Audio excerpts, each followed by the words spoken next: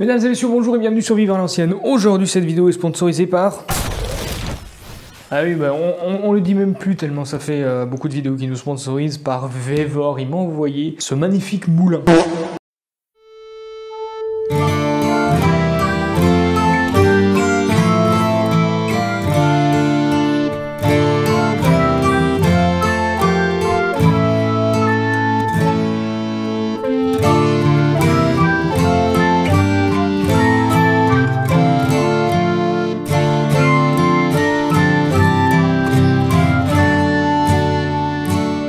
Un hachoir capable de broyer 150 kg de viande à l'heure. Autant te dire que ça va changer de mon petit boui-boui. Alors dedans, qu'est-ce que tu as? Tu es livré avec une grille de 8 mm.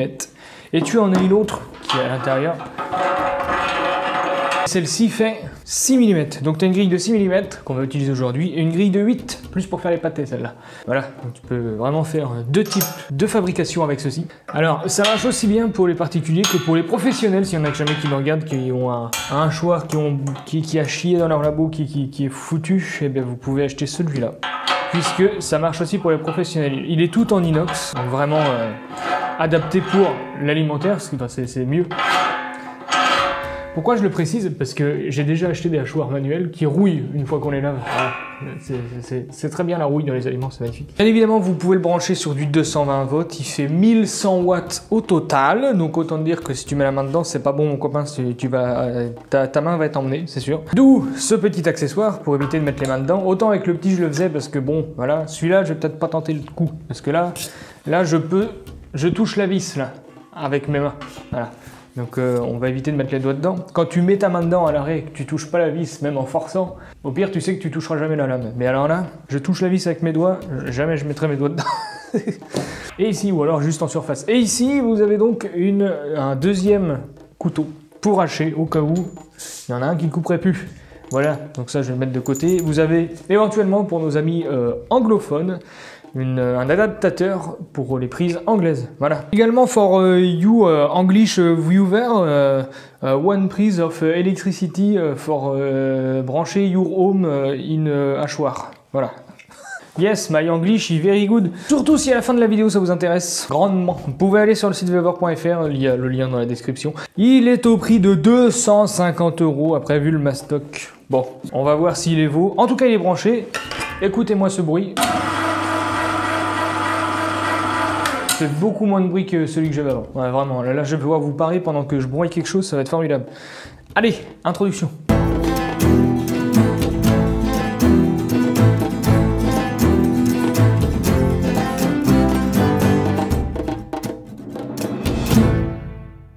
Bon, maintenant que les présentations sont faites, je vais vous emmener mon ancien broyeur, du coup.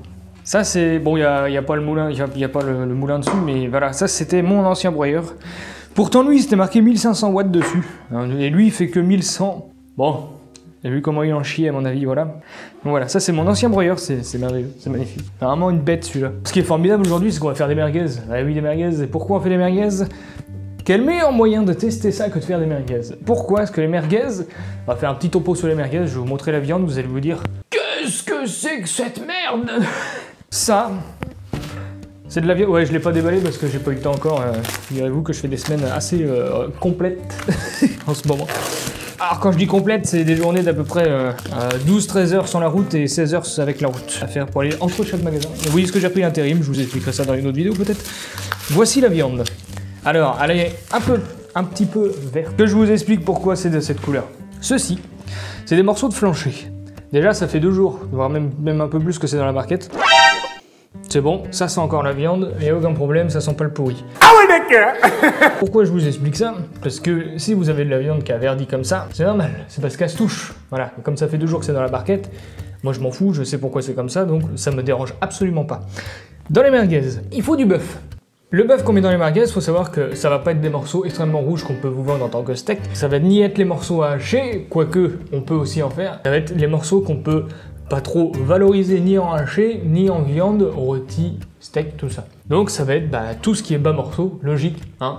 C'est-à-dire flanché, là c'est du flanché que j'ai, voilà. Ça c'est les morceaux de flanché par exemple, tu vois. Bon là il y a de l'agneau en même temps, je vais vous expliquer après. Ça c'est les morceaux de flanché qu'on met dans les merguez, voilà. Des morceaux comme ça, c'est des morceaux de flanché, des morceaux qu'on peut rien faire avec, sauf de la préparation. Et là, vous allez me dire, putain, c'est dégueulasse. Non, pas du tout, parce que ça, c'est consommable, c'est de la viande. Pourquoi ça serait dégueulasse? C'est juste qu'on peut pas le consommer en tant que tel comme ça. Il faut le fabriquer, il faut le préparer pour qu'il soit consommable. D'où l'intérêt de savoir faire notre métier, pour pouvoir valoriser au maximum une demi-bête. Voilà, ça évite de tout balancer à la poubelle, on n'a pas tué un animal pour rien quand même. Vous voyez, celui-là, il est beau, celui-là, c'est un dessus de côte. Voilà, je sais pas pourquoi, j'ai eu de la chance d'avoir un dessus de côte, donc ça, c'est magnifique. Celui-là, ça, c'est un morceau qui était au niveau de l'épaule, je pense. Vu comment il est, il y a de grandes chances. Il devait être au bout de la palette. Pour ceux qui voient lequel je veux parler, le morceau de haché au bout de la palette, je crois. Ça, c'est encore un dessus de côte, voilà. Encore un morceau de dessus de côte, donc ça va, niveau viande, on n'est pas trop... on a quand même des morceaux, il y a du gras, bien sûr, mais il en faut. Ça, c'est encore un dessus de côte, comment je le reconnais? Alors, c'est compliqué parce que j'ai pas un dessus de côte à vous montrer maintenant, mais un jour, peut-être que si. Le dessus de côte, on va le reconnaître à la viande striée, un peu comme ça. Là. Alors, faut faire attention, parce que le rond de gîte et le gîte de noix, on le reconnaît aussi comme ça. Voilà. Et aussi, vous voyez cette couche de gras, tu vois que ça s'arrête là, le gras. Et puis derrière, surtout, tu as cette petite peau. Et cette petite peau, elle est typique des dessus de côte. Et là, si on regarde bien, il y a un autre morceau ici. Ici, ça devait être l'autre bout du dessus de côte. Enfin, pour ceux qui connaissent le métier, ils savent de quoi je parle, c'est un peu compliqué. Voilà. Exemple typique, dessus de côte, pourquoi je le sais?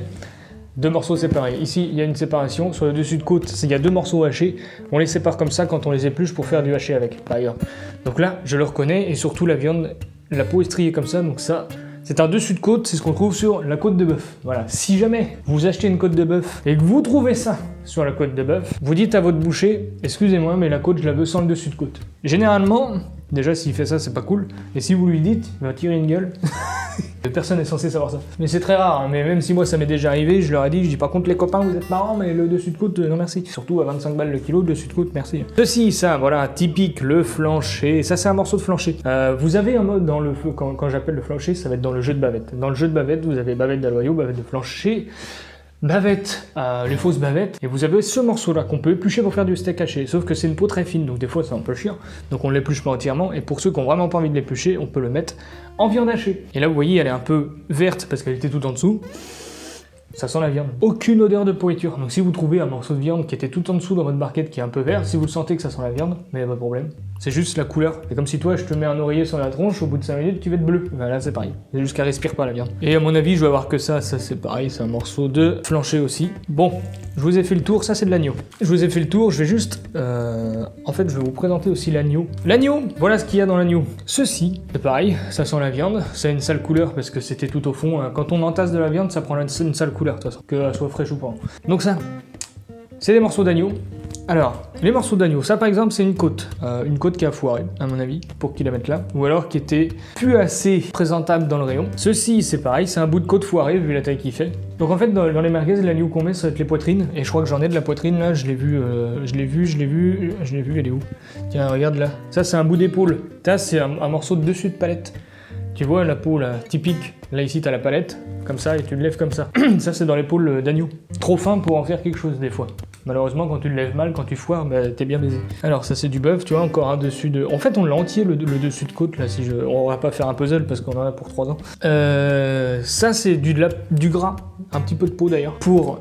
Justement, ça donne le goût, l'agneau, le but. Alors ça, c'est une tranche de gigot, foirée aussi. Voilà, elle est trop épaisse, et en plus, bon, ils ont enlevé l'os et ils ont chié dedans. Voilà pourquoi je l'ai. Ouais, il y a plein de trucs hein, dans les magasins, c'est fou. Hein. Et ça, nous voilà donc avec le bout de la poitrine, une poitrine d'agneau, voilà.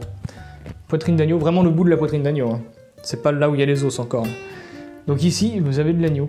Donc tout l'agneau, ça va être quand on prépare un agneau, on garde les gras. Tout ce qui va être les petits bouts de viande, comme il y a un petit morceau de bavette sur le gigot, certains l'enlèvent pour le mettre en merguez. Les poitrines, des fois c'est dur à vendre, donc on les désosse directement, on les met en merguez. Mais frère, là c'est juste que là, elles ont pris 2 jours entassés dans la barquette, donc ça a cette tronche-là. Donc là voilà, encore un bout d'agneau. Donc ouais, c'est tous ces morceaux-là qu'on va mettre en fait dans... les merguez. Là, tu vois, j'ai du bœuf, j'ai un peu de mélange de tout. Donc non, on met pas de la merde dans les merguez, on met juste ce qui est pas valorisable autrement. Voilà. On s'organise pour mettre quelque chose de bien quand même, on n'est pas des sauvages. Voilà. Bon alors, c'est maintenant l'heure de vérité pour notre nouveau Marcel. Il va nous broyer tout ça gentiment. Il va pas pour longtemps, je pense. Allez, là, j'ai hâte de voir. Allez, c'est parti. Bon, ça fait un peu de bruit naturellement, mais...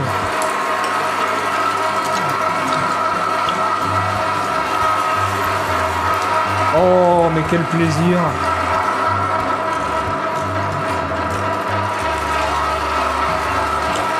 Oh, mais quel un plaisir! Oh, c'est magnifique! Voilà un broyeur digne de ce nom. Pour 250 €, franchement, j'ai déjà vu des broyeurs, j'ai déjà voulu m'acheter un broyeur, voilà les broyeurs classiques qui vendent en magasin, ils sont plus chers que ça. Hein. Et là, très honnêtement, ils broient très bien. Là, je vais te dire, là, je fais exprès de lui en mettre plein la tronche. Là. Moi, je fais pas de cadeaux, mais je suis comme ça. Ah, regarde là ce qu'on lui met dedans, là. Regarde, il emmène tout là. Regarde, c'est formidable. Et il a broyé tout le bœuf déjà. Ah là, les petites peaux d'agneau là. Avec le grand. Voilà. C'est formidable. Alors ça, oh, quel plaisir. Ah vraiment. Ah bah là, ça change de la daube que j'avais avant. Enfin la daube, pour le prix qu'il était. Bon voilà. C'est formidable. C'est vraiment formidable. J'ai l'impression d'être au boulot. Sans déconner. Attends, là, j'arrive pas à suivre là, et il va trop vite. J'ai pas l'habitude d'avoir un truc qui va aussi vite à la maison. Putain, et on va mettre 1 minute à broyer tout ça, c'est putain. À 150 kg à l'heure en même temps, oui. Putain, je vais t'emmerder, il y a trop de viande dans le...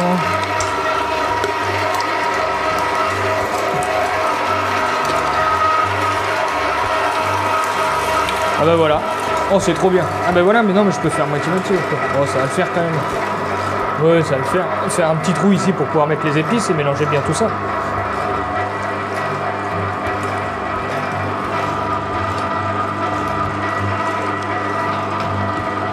Ah oui, ça fait ça quand c'est neuf.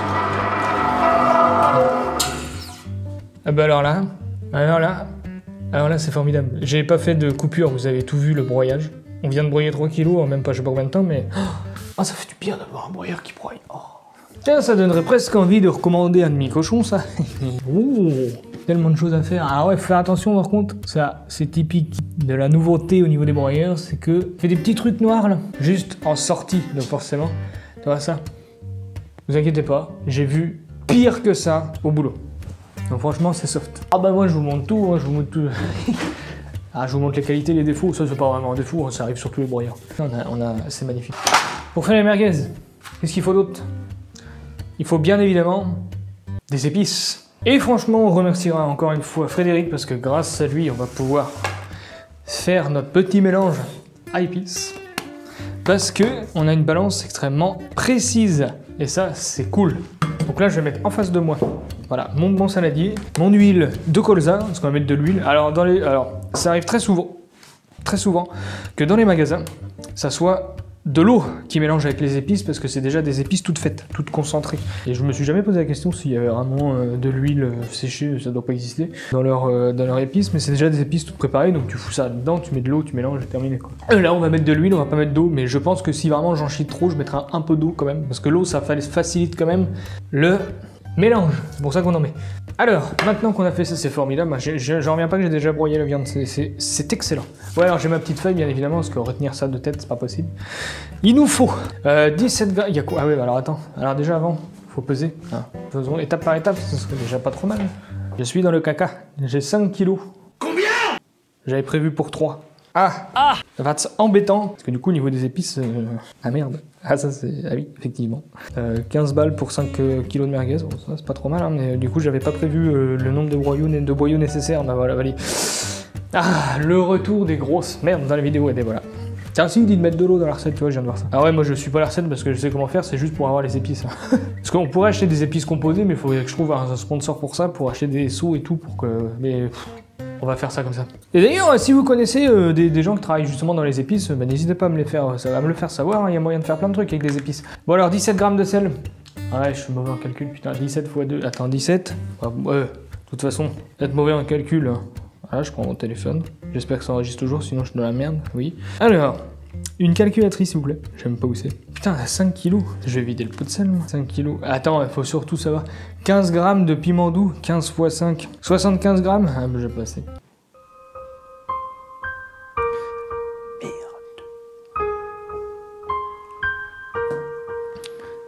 Merde. Là, j'ai du paprika, j'en ai combien? 75 grammes, il faut. Là, j'ai combien? 40 grammes à tout casser? Merde. Et là, du piment doux, j'en ai combien? Il me reste que dalle là-dedans. Non, ça c'est de la muscade. Piment doux, il est où là? Là. C'était pareil, c'était 40 grammes là-dedans. Ouais, j'ai pas 75 grammes. Oh. Oups!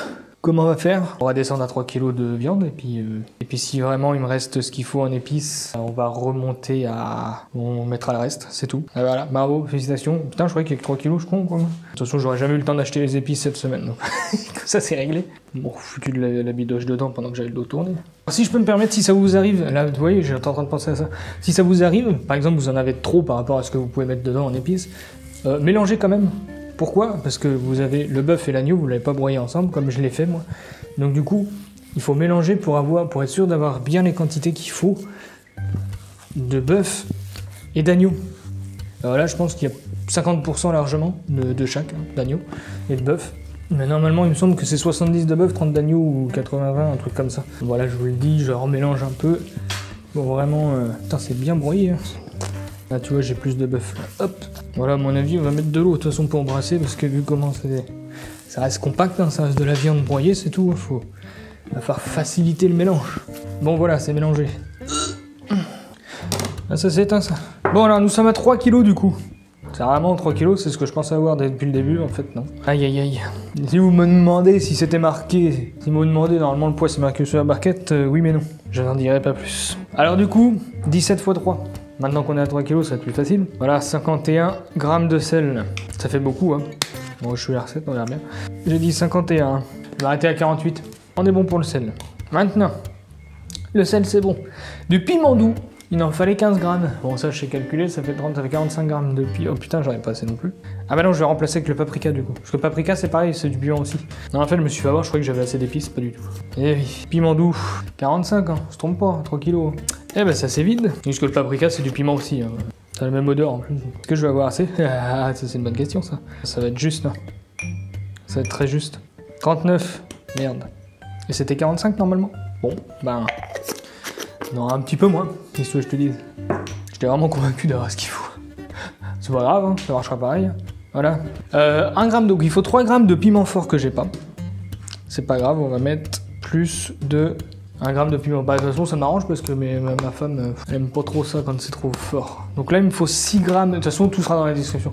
6 grammes de la poivre du moulin. 6 grammes de la poivre du moulin, voilà, merci. Voilà, on va éternuer encore. Tu sais quoi, je vais en mettre 8.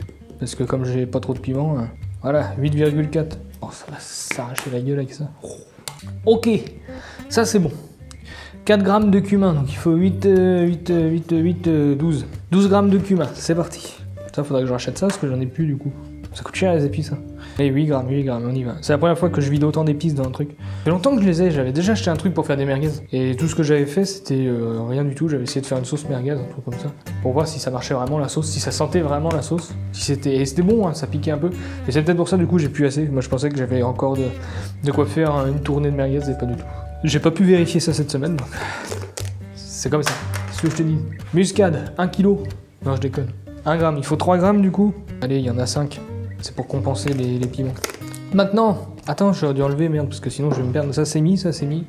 Le cumin, ail séché. Ah ouais, faut de l'ail séché. Ah oui, bah lui il est bien sec. Hein. Ça se voit que j'utilise beaucoup d'épices. Oh putain. Ah, il est bien collé. Ah voilà, c'est tout. Ça se décolle. Ah, c'est pas parce que moi j'ai pas tous les ingrédients que vous aurez tout dans la description, histoire de bien faire ça comme il faut. Moi ça marche, je sais que ça a marché quand même, ne vous inquiétez pas. Le poivre j'en ai mis. On est où là? Ail séché. Ah bah c'est bon, on a tout mis. On a tout mis le mélange là. Donc ça, c'est notre mélange d'épices qu'on va mélanger au doigt. Saint-Vergeron. Si ça... Ah, il y avait du poivre, j'avais oublié. Si ça peut vous rassurer, ça sent en un peu moins fort la même odeur qu'on a dans les épices professionnelles. Par contre, vous attendez pas à ce que ce soit des merguez extrêmement rouges. Parce que là, nous n'avons pas de colorant, évidemment. Donc ça c'est bon, ça c'est bon. Et ben maintenant, on va passer au mélange. Ah merde, j'ai rangé les balances, combien il fallait? 3 cuillères à soupe d'huile d'olive. Cuillère, bah, j'ai pas de cuillère à soupe, parce qu'en haut, j'ai pas envie de remonter en haut, donc 3 cuillères à soupe, ça fait... C'est pas ouvert ça. Ah bah je croyais que c'était ouvert. Bah, c'est pas grave, on va l'ouvrir. Ouais. Alors, on va ouvrir l'huile d'olive. Et qu'au plus, hein, parce qu'à partout, de l'huile, ça reste de l'huile, hein, je veux dire. Faut pas mettre autre chose que de l'huile dans l'huile. Si. Huile de colza, voilà. 3 cuillères à soupe, on va dire 1, 2, 3. Voilà. J'ai pas autre chose à part mes doigts pour mélanger? Non. 3 cuillères à soupe d'eau, ça va faire la moitié du verre, allez. Si je mets de l'eau chaude, ça va pas marcher. En vrai, ça, cette étape-là, l'huile et l'eau, ça m'inquiète pas du tout. Parce que ça, c'est quelque chose qu'on utilise presque pas l'huile. Donc, nous, là, dans les grandes surfaces, bien sûr. Enfin, je dis dans les grandes surfaces, calmez-vous, il y en a sûrement qui font à l'eau, d'autres à l'huile. Tous les magasins sont différents. Je peux pas critiquer un ni l'autre en disant ils mettent de l'eau dedans parce que tout le monde le fait, et ils mettent de l'huile dedans parce que j'en ai jamais vu faire. Mais bon. Il y en a qui le font, je le sais. Alors maintenant, on va broyer, on va mélanger tout ça. Donc on va mélanger tout ça, on va faire déjà un petit puits, voilà, pour mettre notre... non, même pas besoin, hop, comme ça. Mélanger tout ça au doigt. Saint-Vergeron.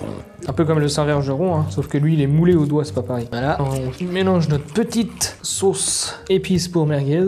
Si jamais vous êtes comme moi, vous avez trop, bah du coup non, parce que vous avez vu l'erreur. Moi, ce que je vais faire, c'est que je vais mettre ça dans des petits sachets, et je vais noter viande à merguez dessus. Voilà, histoire de pas être perdu. De savoir c'est pourquoi faire, comme ça, le jour où je voudrais en refaire, vous pourrez les utiliser. Saint-Vergeron. Ah, c'est ça la merguez. J'ai bien voulu lécher mon doigt, mais... Voilà. Et là, à mon avis, je vais remettre de l'eau dedans pour bien reprendre toutes les épices et remettre dedans pour bien mélanger. Oh non! Bah oui, ça a goût de merguez, hein. C'est salé. Donc voilà, on rebrasse tout. Tu vois, je dis c'est salé, mais quand tu mets le doigt dans un seau d'épices toutes prêtes, c'est encore plus salé. Donc en fait, ça va. Donc là, j'ai largement assez pour pouvoir commencer mon mélange. Donc c'est parti, donc là il va falloir faire un mélange homogène. Je vais pas y aller comme un sourd parce que bien évidemment tout va passer à travers. Donc ça va faire une merguez marron, hein, pas rouge comme on a l'habitude de voir. Parce qu'il n'y a pas de colorant encore une fois. Enfin si, il y a un truc que j'ai pas mis dedans qui doit être le piment fort qui est rouge. Et lui il donne un peu cette couleur rouge. Parce qu'il me semble que la dernière fois que je l'avais fait, j'avais pas mis de colorant dedans mais pourtant elle était bien rouge. Donc voilà. Donc là on va bien mélanger tout ça. Ah, elle va être orangé, hein. Ça va faire une belle merguez orangée, un peu moins flagrant. Du coup, le fait de ne pas avoir de colorant, entre guillemets. Un peu moins flagrant pour le mélange, mais ça va le faire. Ah oui, hein, l'habitude d'avoir des colorants. Enfin, je sais pas s'il y a des colorants ou c'est les épices. Comme là, il manquait le piment. Je disais, ça avait couleur rouge, moi, quand je l'avais fait. Il y a longtemps aussi que j'ai fait. Fabriquer ces épices soi-même, il y avait longtemps. Ça se trouve, c'était même pas la même recette, c'est pour ça. Mais comme j'avais à peu près tous les ingrédients, ça devait être la même recette. Il faut bien mélanger, hein. C'est très important ça. Parce que si tu mélanges mal, et que tu tombes sur un tas de poivre comme ça dans ta merguez, tu vas t'en souvenir. Ah là, ça commence à ressembler à quelque chose. Et tu vois là, je suis en train de me dire, ça se... Tu vois, c'est encore un peu... c'est quand même vachement compact. Il va en chier pour le pousser par exemple. Bon, j'ai pas envie de rajouter d'eau parce que ça va le faire quand même. Voilà, et ça a quel goût? Maintenant, faut goûter avec la viande. T'es pas obligé de l'avaler. Hein. Étant donné que j'ai pas mis de piment fort, c'est des merguez douces. Elles sont bien, hein. Je suis tombé sur un bout d'agneau là, ça se sent. Notre préparation est prête du coup. Ça ressemble à ça. Donc ça ressemble à tout, sauf à la couleur des merguez dont vous avez l'habitude de voir. Et oui. Maintenant que ça c'est fait, on sort les boyaux de mouton, pas de porc. Bon alors, rien à voir avec le fait si c'est halal ou pas, c'est juste que les boyaux de porc sont plus gros que les boyaux de mouton. Donc les boyaux de mouton sont plus petits, donc on peut faire des saucisses avec, vu qu'ils sont plus petits. On va enlever ce broyeur qu'on va pouvoir aller laver maintenant. Putain, double vaisselle aujourd'hui là, quel enfer. Maintenant on va pouvoir pousser avec ce poussoir à saucisse qui est bien évidemment de chez Weber aussi, ils nous avaient sponsorisé une fois là-dessus. Si vous le cherchez, si vous voulez le même, je vous mettrai le lien en description, toujours avec mon code promo VV24, non VV2324, vous pourrez le trouver facilement. Ah oui, merde, j'avais laissé les accessoires.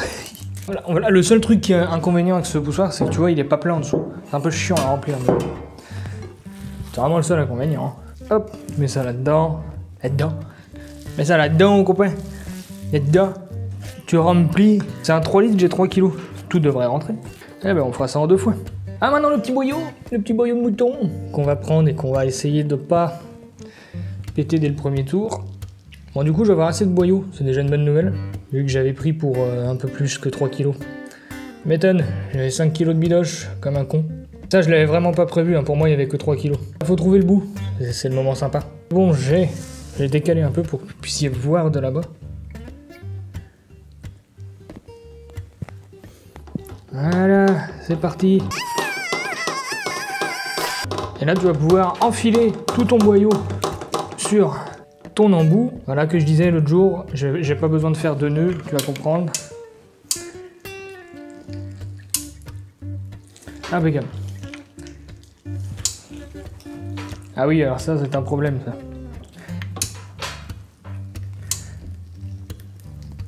Voilà, je peux pas sortir plus vite parce que il est pas fixé le truc et il va s'envoler. Je force parce que il y a pas beaucoup d'eau dedans. Plus il y a d'eau, moins tu forces au poussoir. Voilà, si tu veux savoir. Là, comme il est pas fixé, je peux pas vraiment... Donc là, hop. Voilà, j'en ai pété une, évidemment. Ah bah oui, ça va pas beaucoup vite. Alors tu vois la couleur que ça a? Aucun rapport avec ce que tu connais. Hop, allez, continuons de pousser. J'aurais peut-être dû mettre un peu plus d'eau pour que j'en chie moins à pousser, mais bon. Allez, recommençons notre histoire. Voilà, je vais pas forcément faire trop de coupures pour que tu vois vraiment comment on les pousse. Mais alors là, c'est juste que vraiment, comme j'ai pas mis beaucoup d'eau, ça force. Et comme il est pas attaché, le poussoir, et qu'il est pas forcément hyper lourd non plus, et il a tendance à vouloir se barrer dans tous les sens, donc c'est pas facile. Là, tu vois, tu fais bien suivre ton boyau, tu fais bien attention à pas le percer non plus, hein, c'est pas l'objectif. Voilà, tu le fais bien suivre, et là, je pense qu'avec ce boyau-là, on aura assez jusqu'à la fin. Largement assez, même. Ah, j'ai trop de boyaux, mais j'ai pas assez d'épices et j'ai trop de viande, c'est magnifique. Tout va bien dans cette vidéo, c'est formidable. Voilà, voilà, tu vois, tu tournes ta poignée.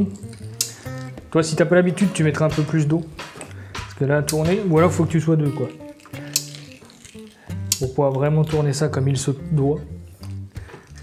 Ah, tu vois, je force, il tient pas. Il tient pas aussi parce que ma nappe est... Si je le posais sur la surface en verre qui est en dessous ma nappe, ça marcherait. Tu sais que normalement, si je le fais pas suivre, le boyau, vu qu'il est bien... Ouais, ça y va, ça marche. Voilà. Voilà, tu vois. Oh, oh, oh, il a failli péter le boyau. Quel beau réflexe.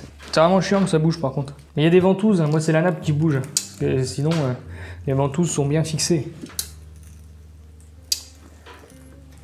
Ça y est, on est au bout. Ouais, je crois qu'on est au bout. Ah non, il en reste. Il en reste plus. Déjà la première tournée est faite. T'as vu, c'est génial quand tu relèves le truc tout. Oh. Il est vraiment bien ce poussoir aussi. Il est un peu petit par contre. Mais bon, j'ai pas eu le choix, j'ai eu le petit. Je peux pas en plaindre, j'ai eu gratuitement. Pas déconner non plus. La prochaine fois, note à moi-même. Enlever la nappe. Donc là, on va mettre le reste et puis on va finir tout ça. Puis on aura fait nos merguez, ça serait formidable. Ça a dû me prendre peut-être 40 minutes là, en vous expliquant. Je pense. Hein. Oh, la pendule elle marche plus derrière, ça fait 3 mois qu'il faut que je mette... Ça fait 3 mois qu'il faut que je mette des piles dans la pendule derrière, mais j'ai toujours pas fait. Oh, c'est normal ça. C'est moi. Ça colle. Ça colle parce que j'ai pas mis d'eau dans mon boyau. C'est parti. C'est parti. Ah! Une bulle d'air.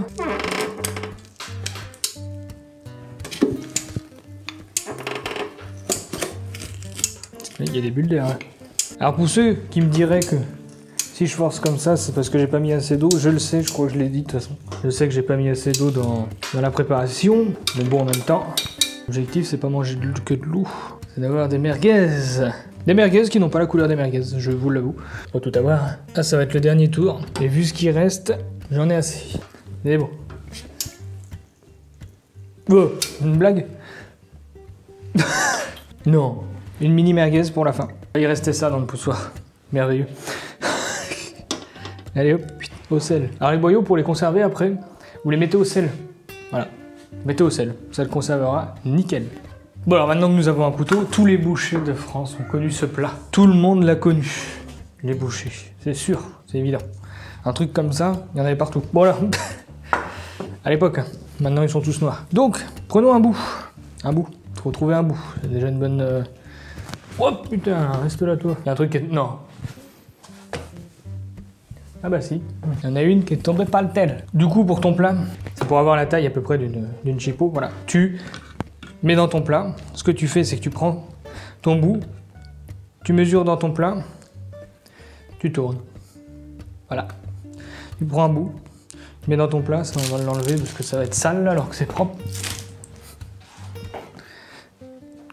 Tu pinces, tu tournes, hop, tu pinces, tu tournes, là, tu pinces, tu tournes, en fait tu vas faire que ça jusqu'au bout. Là, putain les grosses, celle-là, ça a pété ça. Celle-là, elle est chargée. On va faire descendre, voilà, descendre là. Et ben voilà, j'ai appuyé dessus en faisant descendre, je l'ai fait péter, c'est formidable. Maintenant que vous avez fait ça, vous allez pouvoir couper toutes vos merguez et les mettre dans votre plat. Là, si au cas où vous venez d'ouvrir votre boucherie, que vous avez besoin de conseils, non, je rigole, vous inquiétez pas. Hop, tu mets ça dans ton plat, tu coupes, ça va en faire, hein, mine de rien. Regarde comment disposer un plat, ça tu vas savoir faire. Toi bien mis, bien en évidence, propre. Bien évidemment, sont beaucoup moins rouges que celles que j'ai l'habitude de voir. C'est vrai, hein, c'est fou. Hein.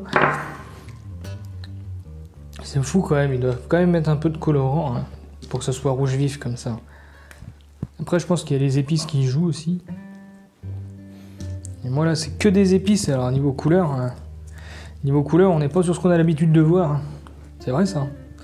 Dans la miniature, je suis sûr que les gens vont se dire c'est pas des merguez. Mais si, ça en est.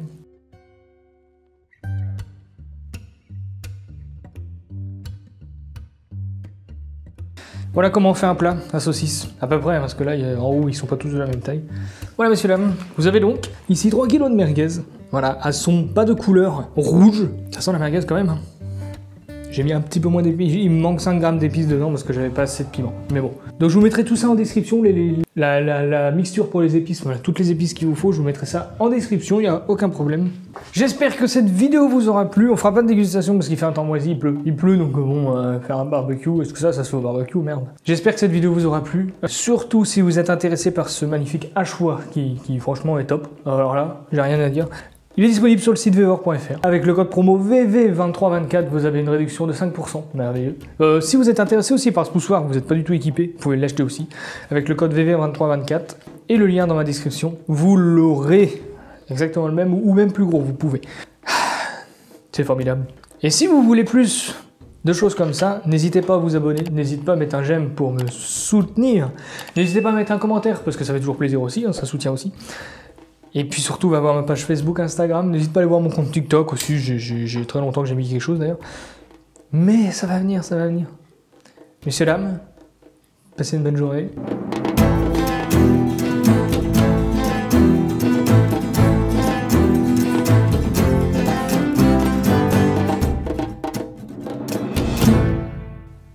Vous savez que j'aurais pu récupérer des épices.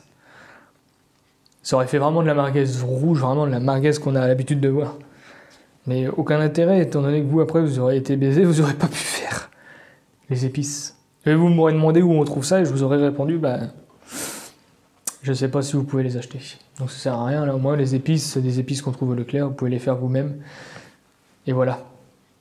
Sur ce, messieurs, dames, bonne soirée.